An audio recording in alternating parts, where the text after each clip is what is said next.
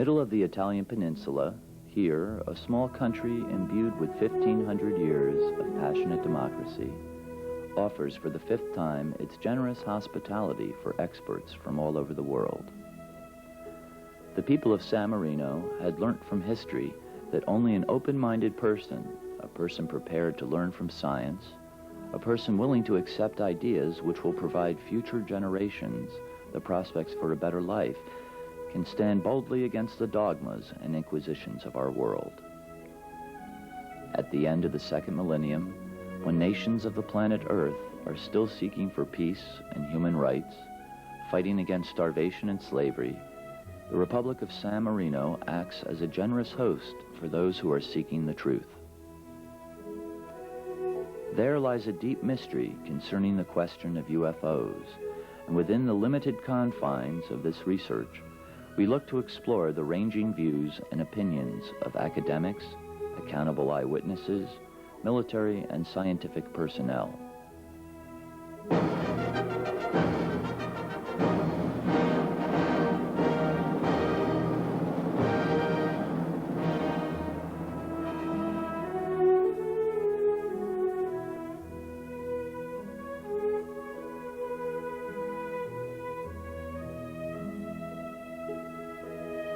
Is it to meet other people?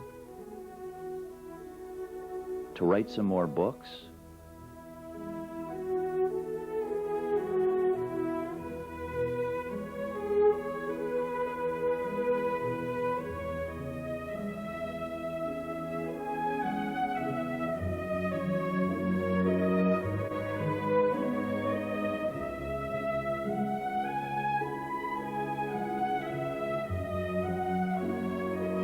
Or even just to speak at the conference?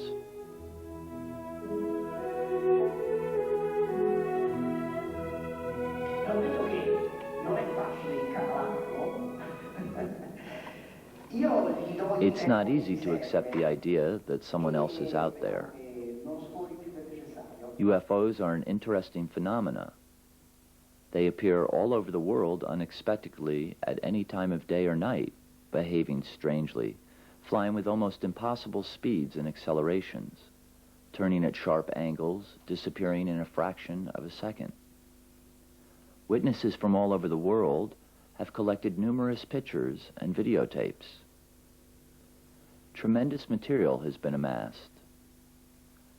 The time has come when we must call upon governments of the world to speak openly and to collaborate with us in order to face the dilemma of the appearance of the UFO.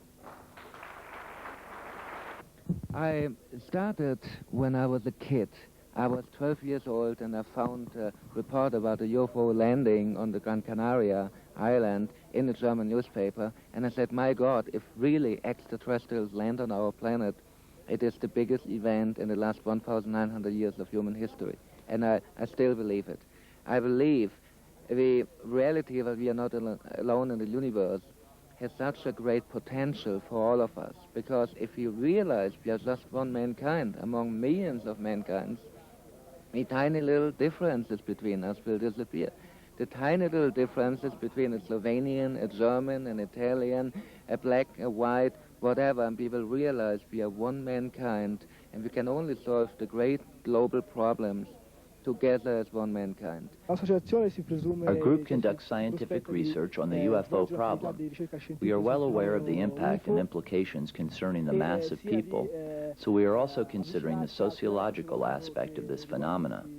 Recently, we have made a more in-depth research work among the people of Scandici, a university town of about 100,000 inhabitants. During the local fair, to which many people attended, we were able to obtain significant answers to our questions. The results, which we published in an information booklet, were very significant. In questioning over 700 people in varying modes of life, age, faith, job, and so on, we found out that almost 90% of them consider the possibility of extraterrestrial life as the reality of our world.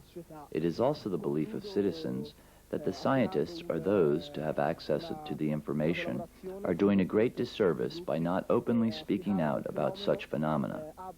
We also contacted other researchers, such as student groups and unorthodox individuals, and the common opinion is that scientific attention to the problem is not at the level it should be.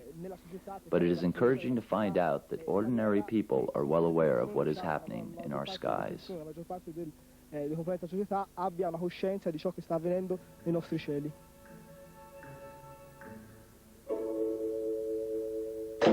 I'm hoping that we will get people to come forward.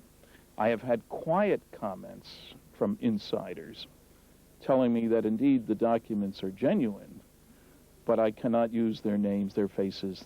It just encourages me to go on.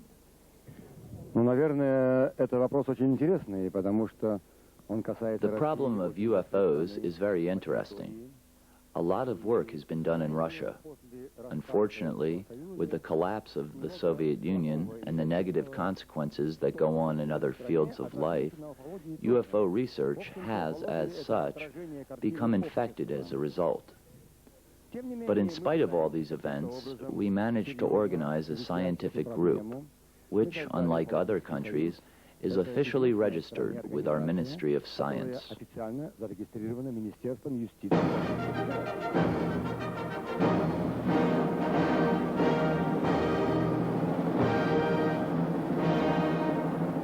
It appears that Brazil is a country of fascination for most UFOs, according to the numerous reports and sightings. An interesting account happened on January 20th, 1996. It was midnight when a farmer and his wife were woken up by a noise coming from outside. They saw through the window a low-flying object filtering out a lot of smoke. The object was staggering, shaking with unstable movements. The next morning, a strange creature was reported just outside the nearby town of Varginha. The military police and fire brigade soon arrived. They caught it and placed it into a net. The creature tried to escape and then offered little resistance. It was then